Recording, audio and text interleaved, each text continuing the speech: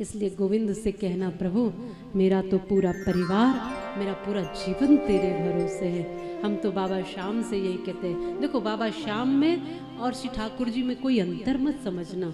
क्यों?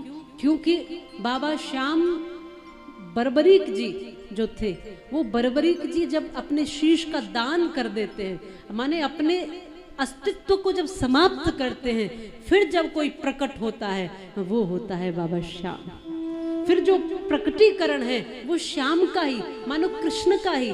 जैसे कि गिरिराज जी है ना, गिरिराज जी पहाड़ है, लेकिन जब श्री कृष्ण का उनमें प्रवेश होता है, कृष्ण अपने ही स्वरूप को जब गिरिराज जी में धारण करते हैं, तब वो केवल पहाड़ या पर्वत नहीं रह जाते, वो साक्षात गिरिराज होकर श्री कृष्ण ही बन जाते हैं।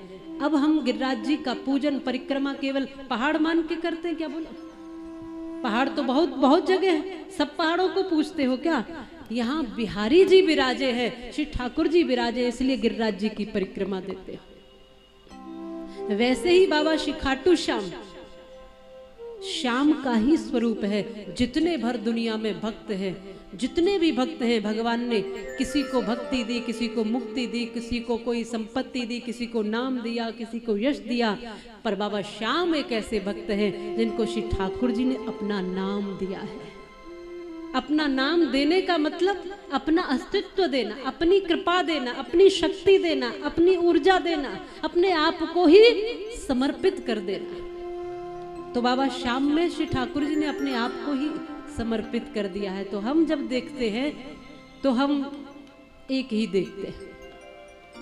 हम जब देखते हैं तो हम यही देखते हैं कि श्री ठाकुर जी ने अपना नाम देकर एक भक्त को इतना बड़ा बना दिया कि आज उनके धाम बन रहे हैं। आज लाखों लाखों लोग उनकी चौखट पर जाकर के प्रार्थना करते हैं, और ये भी आशीर्वाद दे दिया कि मेरे द्वार से तो कोई खाली जाता नहीं है, पर कभी अगर कोई मेरे द्वार से खाली चला जाए तो बाबा श्याम के द्वार से कोई खाली नहीं जाएगा।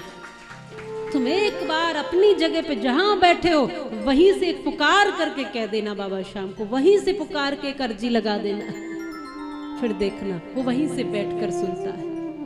उसके द्वार से कोई खाली नहीं जाएगा। ये श्री ठाकुर जी स्वयं उनको आशीर्वाद देते हैं। तो ये वो भूमि है जहाँ देने वाला भी है, ये वो भूमि है जहाँ लेने वाला भी है।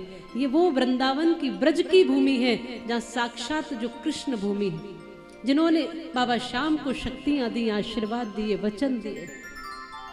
तो इस भूमि पर तो बाबा का धाम होना ही चाहिए, ऐसा हमारे मन में आया।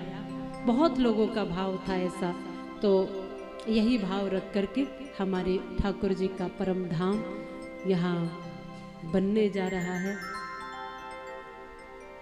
और हम सब भक्त बनकर उनकी सेवा में समर्पित है।